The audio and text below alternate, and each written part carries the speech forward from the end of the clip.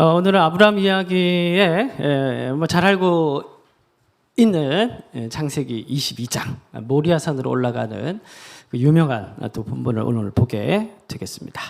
참 아브라함 보내기 참 아쉬워요. 어떻게 보면은 아브라함 이야기가 참 우리의 이야기인 것 같고, 특히 이제 오늘 본문 같은 경우에도 말씀을 준비하면서 많은 또 도전이 되었고 공감이 되었습니다.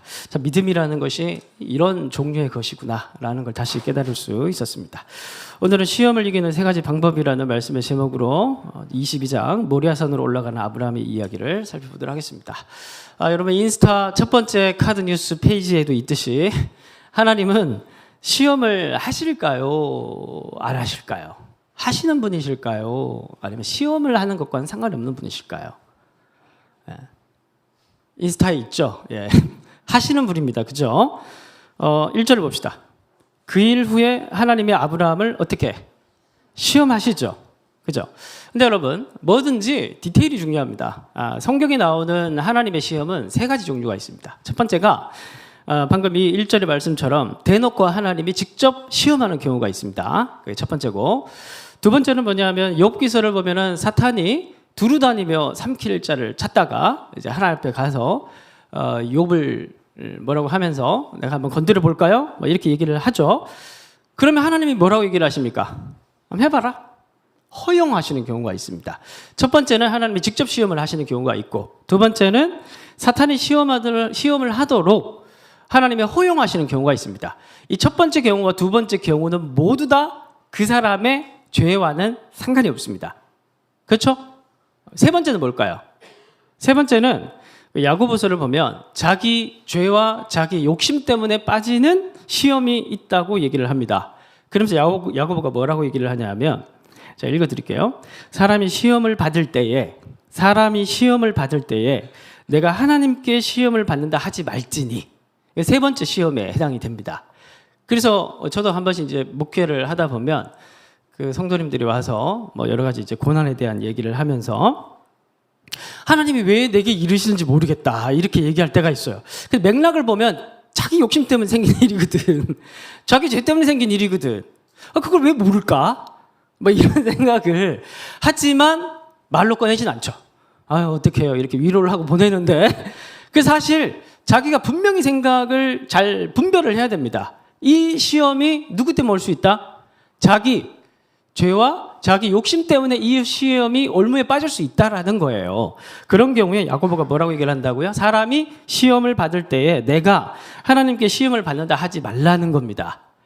그러면 나의 잘못과는 상관없이 시험이 올 때가 있죠. 그게 뭐냐면 하나님 직접 시험하시는 경우가 있고, 또 다른 이제 요인으로 인해서 자기가 시험을 발생할 때 하나님께서 허용하시는 경우가 있고, 마지막 세 번째는 죄 때문에 빠진 시험이 있고, 이 세 가지 중에 어느 것에 해당되는가를 좀 생각을 해보고 자신의 시험과 고난을 좀 판단할 필요가 있다라는 것입니다. 자, 그러면 오늘 이 본문의 말씀 첫 번째에 해당되는 거겠죠. 하나님이 직접 시험하시는 경우. 그리고 오늘 이제 세 가지 특징을, 하나님이 하시는 시험에 대한 세 가지 특징을 살펴볼 텐데, 이게 넓게는 첫 번째 시험과 두 번째 시험, 그리고 하나님 직접 시험하시는 경우 혹은 허용하시는 경우, 요것에 해당된다고 볼 수가 있겠습니다. 자, 그러면 우리가 어떻게 하면은 시험이 늘 있는데, 그쵸? 없었으면 좋겠지만 늘 시험이 있는데 어떻게 하면 우리가 시험을 잘 통과할 수 있을까요? 저 이제 첫째가 지금 고3인데 수능 준비 안 하는 고3인데 실기를 준비하는 고3이거든요. 그러다 보니까 연습실에서 자주 자고 옵니다. 이 여름에 씻을 때도 없을 텐데 그래서 또 딸내미고 하니까 좀 이제 집에 와서 좀 자라고 하고 싶은데, 근데 또 자기는 거의 일주일에 한 이틀 정도는 밤새도 자고 밤새 연습하고 뭐 이렇게 연습을 하는지 안 하는지는 제가 잘 모르겠지만 어쨌든 그렇게 있다 와요.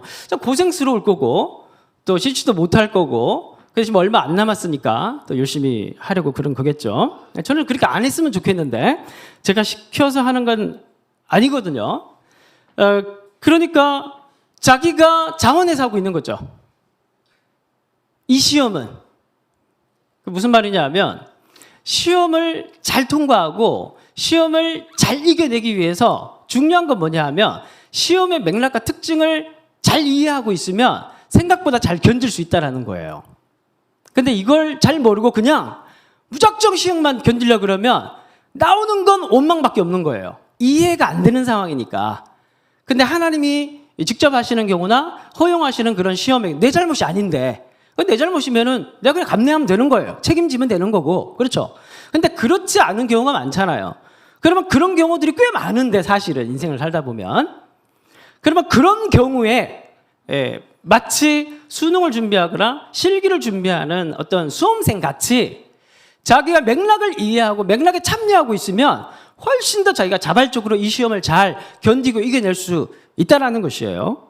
그래서 오늘 세 가지 특징을 살펴볼 텐데 다시 1절을 보시면 그 일 이후에 하나님이 아브라함을 시험하시려고 그를 불렀다고 얘기를 하죠.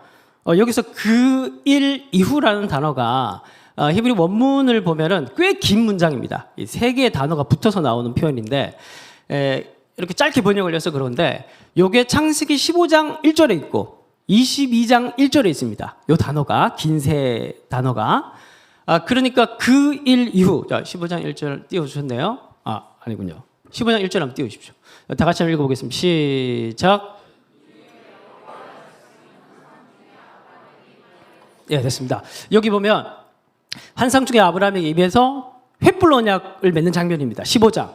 그러니까 아브라함 12장부터 22장까지 아브라함 전체 이야기 중에서 가장 중요한 장이 15장 횃불 언약 장면이에요. 아브라함 언약. 그리고 22장은 그 믿음의 성숙의 완성으로 가는 그 장입니다.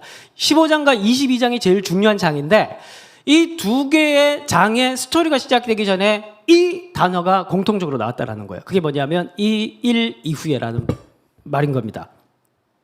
그러니까 뭐냐 하면 하나님의 시험이라는 것은 갑자기 생뚱맞게 오지 않아요.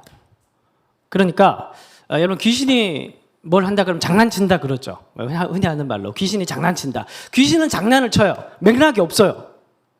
맥락이 없어. 그냥 해코지를 하거나 뭐 그런 개념을 우리가 많이 생각을 하잖아요. 그냥 하나님의 시험이라는 것은 그냥 장난을 치는 게 아니라 반드시 어떤 맥락 가운데 찾아오는 게 특징입니다. 제가 이제 그 이 맥락이 뭐냐? 이제 한 13년도 더 된 이야기인데 제가 이제 오래전에 사역을 했던 교회에서 함께 동역하던 목사님이 계셨는데 목사님이 첫째 따님이 희귀병에 걸렸습니다. 희귀병에 갑자기 걸려서 그러니까 뭐 보험 처리도 안 되고 여러 가지 많은 어려움이 갑자기 생겼습니다. 그래서 이제 주변에 성도님들도 같이 기도하고 아파하죠. 그래서 어떤 또 권사님이 지나가다 위로하는 말로 하나님이 얼마나 목사님을 이렇게 큰 종 만들려고 큰 종 만들려고 이렇게 큰 시련을 주시나 막 그러면서 위로를 했다고 해요.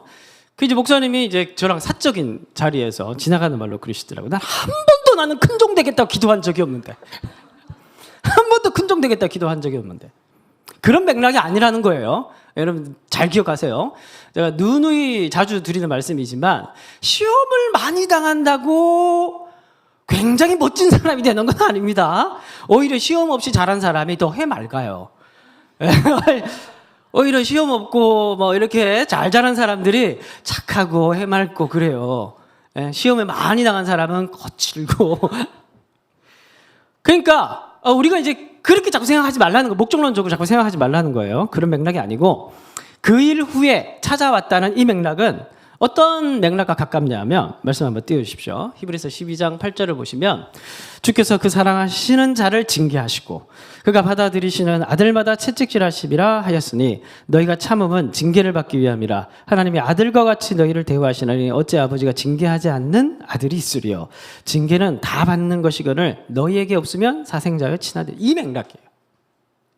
그러니까 그 일 이후에 시험이 왔다라는 건 뭐냐면 그리고 횃불 언약에서도 그 일 이후에 횃불 언약이 치러졌고 22장에서 모리아산으로 가는 이야기에서도 하나님이 시험하시는 맥락은 그 일 이후에 왔다는 것인데 이건 어떤 의미냐 하면 언약적 사랑 안에서 진행되고 있다라는 거예요.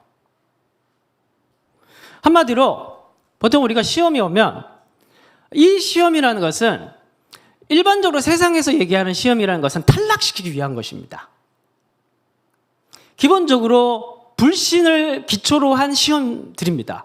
근데 하나님이 우리에게 허락하시는 시험이라는 것은 뭐냐면 불신을 기초로 하는 것이 아니라 확신을 기초로 합니다. 언약적 사랑 안에서 하나님께, 여러분들이 여러분들 스스로를 잘 아세요? 그럼 이렇게 안 살겠죠, 그렇죠? 내가 날 잘 모르니까 나를 과신해서 실수하고. 사실 나도 날 잘 모르는데 당연히 나도 나를 잘 모르니까 주변 사람 날 잘 모르겠죠. 나를 가장 어느 정도 성장했고 어느 정도 성숙했는지를 가장 잘 아시는 분이 하나님이십니다. 그 하나님이 나의 수준을 알기 때문에 요 정도 경계면은 이 아이가 통과할 수 있겠다 라는 그 선 안에서 우리에게 확신 가운데 주시는 게 뭐냐 하면 그게 시험이라는 거예요. 예를 들어서 야곱의 12아들이 있죠. 뭐 시몬도 있고 레위도 있고 뭐 그런데 요셉이니까 그 시험을 준 겁니다. 아무나 그 시험을 통과할 수 있는 게 아니에요. 그렇겠죠? 요셉이니까 그 시험을 준 겁니다. 욥기서도 보면 사탄이 하나님께 이렇게 얘기하죠. 그리하시면 틀림없이 주를 향하여 욕하지 아니하겠습니까? 않겠습니까? 누가? 욥이. 그러니까 하나님이 그러시죠. 한번 해봐라. 10만 원 빵 콜?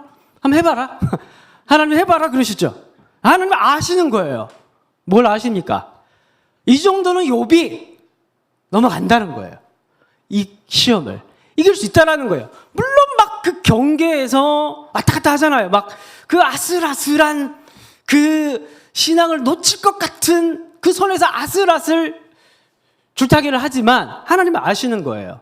욥을 가장 잘 아시는 거예요. 사탄은 모르는데. 예? 하나님 잘 아시는 거예요. 얘는 이거 넘어간다. 얘는 이겨낼 수 있다.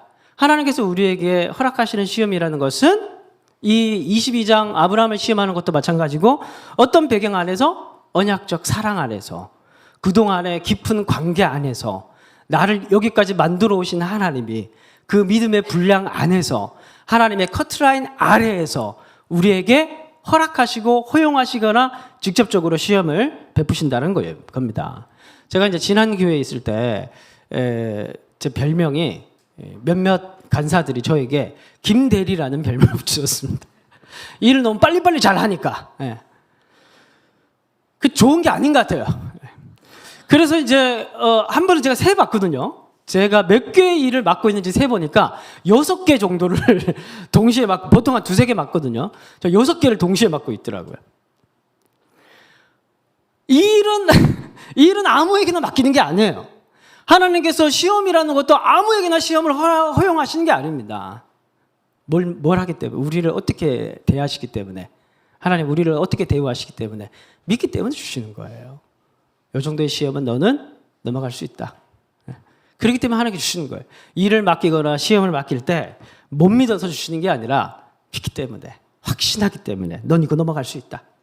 우리를 누구보다 잘 아시는 하나님이 너는 이거 넘어갈 거라고 내가 확신한다. 불신이 아니라 믿기 때문에 주시는 거예요. 고린도서 10장 13절 한번 다 같이 읽어보겠습니다. 시작.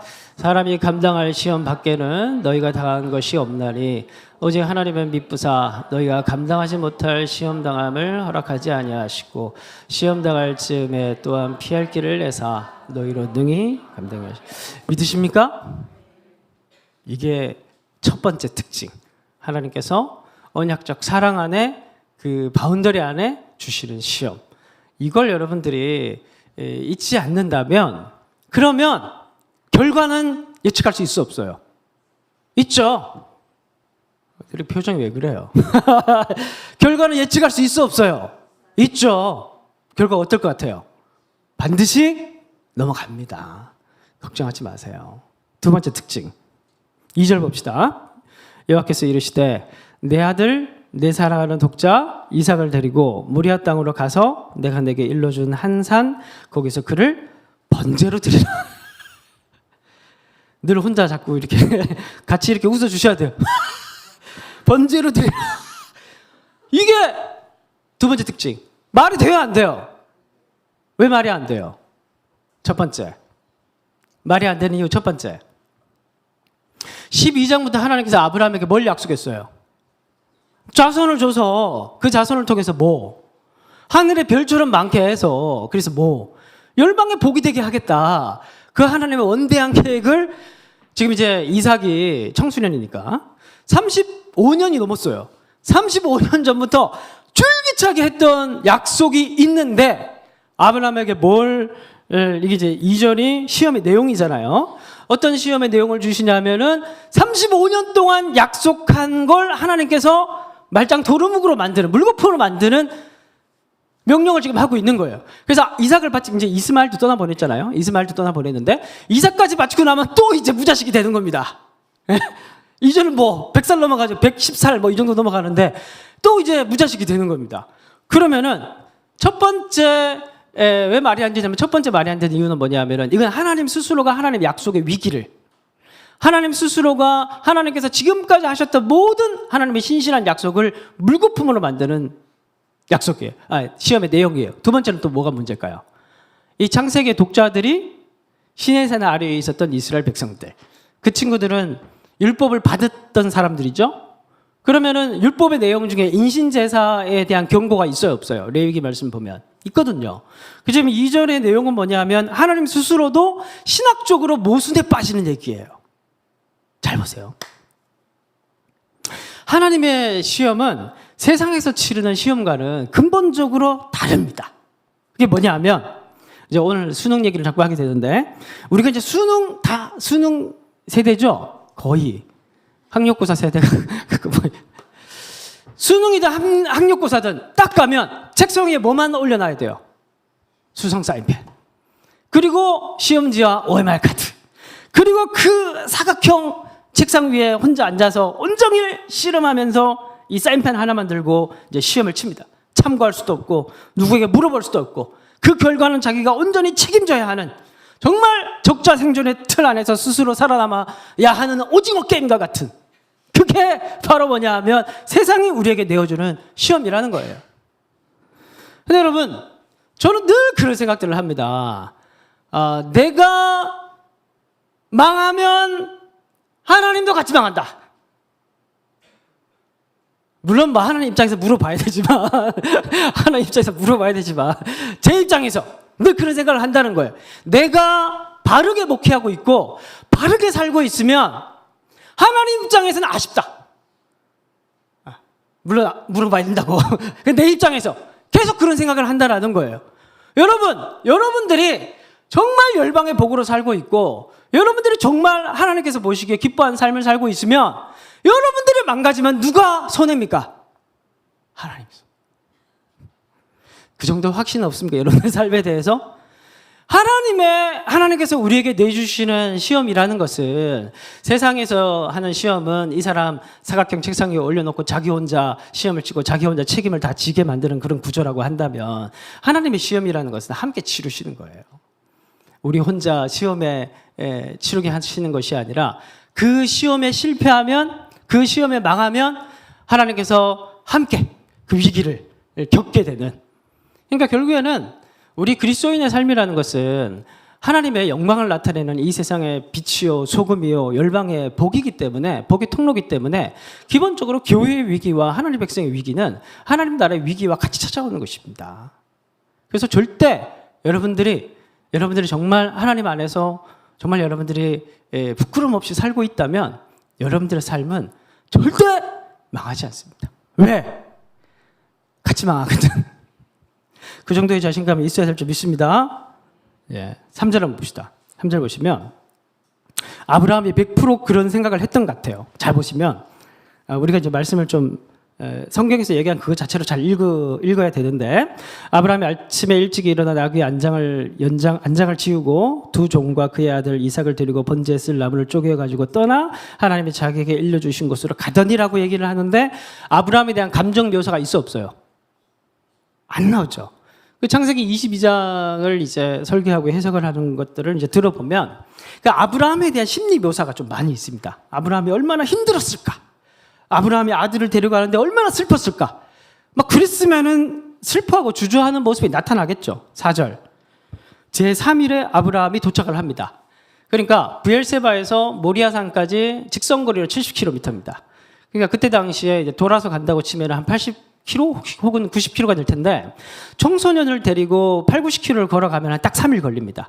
중간에 세지 않고 말씀을 받은 순간부터 3절에 보면 아침에 일찍 일어나 그 다음날 아침부터 시작을 해서 3일간 쉬지 않고 곧바로 어디로? 모리아산으로 간 아브라함의 이야기를 얘기하고 있습니다. 9절 아브라함이 그에게 일러준 곳에 이른지라 이 아브라함이 그곳에 제단을 쌓고 나무를 버려놓고 그의 아들 이삭을 결박하여 이 모든 과정을 설명하는데 아브라함의 심리 묘사가 하나도 나오지 않아요.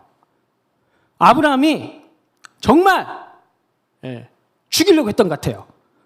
그래서 제단을 쌓고 나무를 버려놓고 그의 아들 이삭을 결박하여 제단 나무 위에 놓고 10절 다 같이 읽겠습니다. 시작. 손을 내밀어 칼을 잡고 그 아들을 잡으려 하니 이 원문에 보면 세 개의 짧은 동사로 되어 있습니다. 손을 내밀었다, 칼을 들었다, 그리고 아들을 잡으려 했다 이렇게 되어 있습니다. 그러니까 아주 역동적으로 이 표현들을 이 현장을 묘사를 하면서 아브라함이 계속 22장 전체에서 아브라함을 어떻게 묘사를 하고 있냐 하면 정말 망설임 없이 단 한 번의 주저함도 없이 내 아들 독자 이삭을 갖다 바쳐라. 그러니까 다음날 아침 일찍 일어나서 나무 짐지어서 쉬지도 않고 가서 쌓아놓고 그리고 여기 여기 10절에 보면 칼을 잡고라고 얘기를 하죠. 이 칼이라는 단어가 성경에 거의 등장하지 않는 단어입니다. 마카레트라는 단어인데 이게 제사용 큰 칼을 얘기를 합니다. 정말 이제 잡으려고 도르코 같은 게 아니에요. 정말 한 방에 잡으려고 지금 칼을 준비를 한 겁니다. 여러분 잘 보세요. 하나님도 아브라함을 안 지가 30몇 년이 넘으셨지만 아브라함도 하나님을 안 지 얼마나 됐어요? 아브라함도 하나님을 알게 된 지. 아브라함도 똑같이 하나님과 함께한 여정이 30몇 년이 지났겠죠. 그럼 아브라함이 이렇게 단 한 번의 주저함도 없이 순종할 수 있었던 이유는 어디에서 나온 걸까요? 그 30몇 년간의 하나님과의 관계 속에서 하나님이 어떤 분이신가를 아브라함도 너무 잘 알고 있었던 겁니다. 아브라함이 그 하나님의 명령을 듣는 순간 이건 내가 이렇게 하면 이거는 누구 손해다, 이거는 누구의 문제다, 누구의 영광을 가리는 것이다, 이거는 결국 내 위기만이 아니라 나는 뭐 이렇게 하고 또 주시겠지 하지만 결국 이거는 누가 결국 마지막에는 손해를 보는 것이다? 하나님. 아브라함은 하나님과의 30몇 년간의 관계 속에서 자기도 이 아브라함 입장에서 하나님이 어떤 분이신지를 너무 잘 알게 된 거예요. 여러분들이 시험을 당할 때도 늘 기억하셔야 될 게 뭐냐 하면 물론 하나님께서도 여러분들 잘 알고 있지만은 여러분들도 하나님의 어떤 분이신가를 잘 알아야 이겨낼 수 있다라는 것입니다. 여러분들이 혹시 뭐 불신 가정이 가족들이 있어서 여러분 혼자 나고 계시는 분이 계시다면 특히 이제 더 여러분들의 삶이 더 긴장이 될 수 있겠죠. 여러분 하나님의 영광을 위해서라도 하나님께서는 여러분들의 삶을 포기하지 않습니다. 여러분 시험이 있더라도 여러분들이 이러한 맥락 안에서 하나님의 시험이 진행된다는 것을 잘 믿고 잘 버티시기 바랍니다. 자, 그런데 오늘 창세기 22장 전체의 본문은 하나의 단어로 쭉 이어지고 있습니다. 그게 라라는 단어인데 이게 보다 혹은 준비하다 두 개의 동사로 동시에 번역되는 단어입니다. 라라는 단어인데 4절 봅시다. 제3일에 아브라함이 눈을 들어 그것을 멀리 바라본지라라고 얘기를 하죠. 여기서 바라보다라는 단어가 라입니다. 라. 아브라함이 갑자기 이 표현이 나와요. 4절에 3일에 도착을 했는데 갑자기 아브라함이 눈을 들어서 저 멀리 산을 바라보고 있다. 이게 갑자기 이 본문 안에 들어와요. 그러면서 라라는 단어가 사용됩니다. 뭘 보고 있을까? 이게 이제 독자들에게 시선을 따라가라는 거예요. 저 멀리 보고 있어요. 8절 아브라함이 이르되 내 아들아 번제할 어린 양은 하나님이 자기를 위하여 친히 뭐 하신다? 준비하신다라는 단어가 라입니다. 그러니까 이게 한글 성경에 보면 안 나와요. 무슨 말인지 몰라요. 원문에 보면은 친히 준비하시리라고 할 때 이 준비하신다는 단어가 라입니다. 그러니까 아브라함이 바라봤던 게 뭐예요? 딱 3일에 딱 도착해서 산이 멀리 보이는데 저 모리아산을 보면서 이 아브라함이 바라봤던 건 뭘까요? 어린 양. 하나님의 준비. 13절. 아브라함이 눈을 들어 살펴본즉 여기도 라가 나옵니다. 아브라함이 이제 다 끝나고 눈을 들어라 했는데 봤는데 뭐가 있어요? 순양이 뒤에 있어요. 뿔이 숯불에 걸려 있는지라 아브라함이 가서 그 순양을 가져다가 아들을 대신하여 번제로 드렸더라. 그래서 결국 아브라함이 계속해서 바라봤던 건 뭐냐 하면은 물론 양인데 계속해서 아브라함이 그 단 일말의 주저함도 없이 순종하며 나갈 수 있었던 것은 무엇이냐면은 내가 이렇게 순종하며 쭉 나가고 있는데 내 눈에는 보이진 않지만 지금 당장 하나님이 뭘 하고 계시는지 내 눈에는 보이진 않지만 그러나 결국 뭘 보고 있는 거예요? 하나님이 준비하고 계실 거라는 거. 할렐루야. 준비하고 계실 거라는 거. 내 눈에 지금 안 보이지만 나는 이 시험에 이겨내기 위해서 순종하고 잘 보이지 않지만 오늘도 하나님께서 하시라는 거 오늘 우리 찬양도 불렀지만은 손을 향하면서 낙심치 말라. 손을 향하고 있지만 악을 손으로 갚으려고 하나님 말씀을 따라 그렇게 살려고 노력하며 살아가고 있지만 이거에서 뭐하냐 이런 생각이 들 때도 있지만 그러나 그 뒤에서 준비하시는 무엇이 있다고요? 하나님이 준비하심 숯불에 걸린 어린 양 14절 잘 보세요. 아브라함이 그 땅 모든 얘기가 다 끝나고 아브라함이 그 땅 이름을 뭐라고 짓습니까? 여호와 이레라고 하는데 이레도 라합니다. 그러니까 그냥 보다라고 하면 라예요. 그가 보다라고 하면 이레입니다. 전부 다 이 22장의 이야기는 뭐냐면 보는 이야기예요. 전부 다 보는 이야기, 다른 말로 하면 하나님 준비하신 이야기예요. 그러니까 우리가 당하는 시험의 이야기는 뭐냐 하면 내가 시험을 당하는 것처럼 보이지만 그 이면에는 동시적으로 동시간대에 하나님께서 우리가 시험을 통과하기 위해서 하나님께서 철저하게 모든 것이 다 승리할 수 있도록 만들기 위해서 준비하시는 그 이야기라는 거예요. 보이진 않지만 믿으십니까? 그래서 사실은 오늘 이 이야기에서는 굉장히 많은 은유적 심상들이 들어가 있습니다. 숯불에 걸린 순양. 숯불에 걸린 건 누구예요? 우리죠. 시험에 걸려서 숯불에 걸린 상태인 거예요. 앞으로 못 나가고 있는 거예요. 근데 그 옆에 뭐가 준비되고 있어요? 순양이 준비되고 있는 거예요. 숯불에 걸린 나의 모습. 하나님이 준비하신 순양. 같이 걸려 있는 겁니다. 우리는 숯불에 걸린 것만 보잖아요. 그렇죠? 근데 하나님이 그 동시간대에 순양을 준비하고 계신다는 거예요. 이게 하나님의 백성들이 당하는 시험의 두 번째 특징이라는 겁니다. 마지막 세 번째. 그러면 우리가 이제 시험을 당할 때 늘 그런 생각이 들어요. 왜 그러는 건데? 도대체 하나님이 원하시는 게 뭔데? 예? 원하시는 게 뭔데? 왜 하나님은 스스로도 그런 위험을 감수하면서 여기서 내가 실패하거나 망하거나 신앙을 잃으면은 그럼 하나님의 영광받지 못할 건데 왜 이런 위험을 스스로 하나님이 자초하면서 우리에게 시험을 허용하시거나 직접적으로 시험을 하시는 걸까? 도대체 하나님은 무엇을 위해서 그런 시험을 베푸시는 걸까? 12절 다 같이 한번 읽어보겠습니다. 시작. 그에게 아무 일도 하지 말라. 내가 내 아들 내 독자까지도 내게 아끼지 아니하였으니 내가 이제야 내가 하나님을 경외하는 줄 아노라. 옛날에 제가 이 본문 보면서 되게 많이 웃었습니다. 왜냐하면 아니 하나님 모른다고? 아니 하나님 몰라 이제야?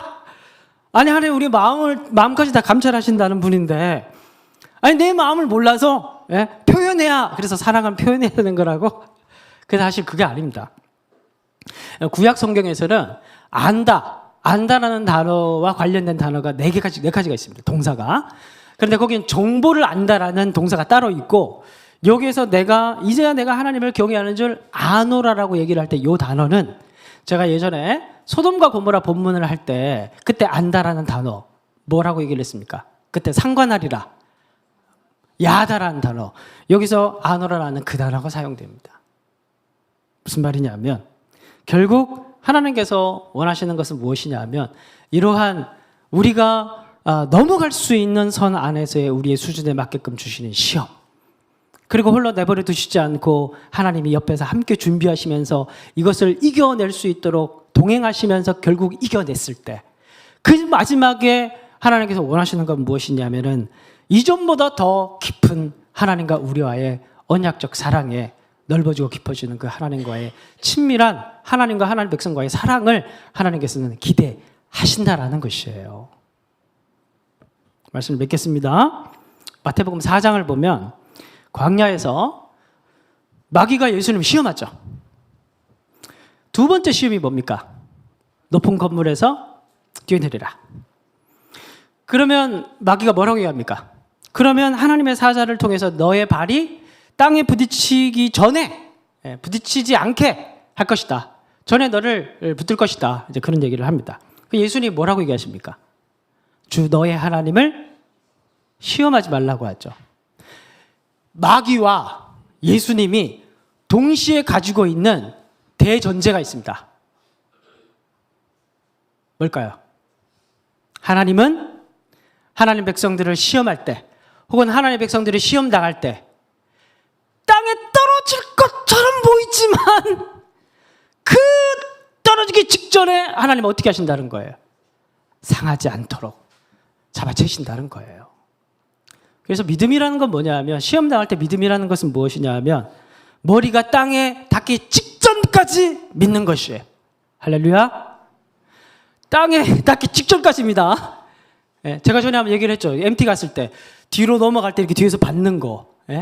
하나님을 신뢰하는 믿음으로 시험을 이긴다는 것은 그런 겁니다. 눈을 감고 무릎을 굽히지 않고 그대로 땅에 떨어지더라도 그 내 뒤에 있는 사람이 하나님이 나를 받을 것이라는 걸 믿고 그대로 나의 몸을 맡기는 거. 그러한 온전한 믿음들이 여러분들의 시험의 현장 가운데서 나타나서 하나님과의 언약적 사랑이 깊어질 수 있기를 바랍니다.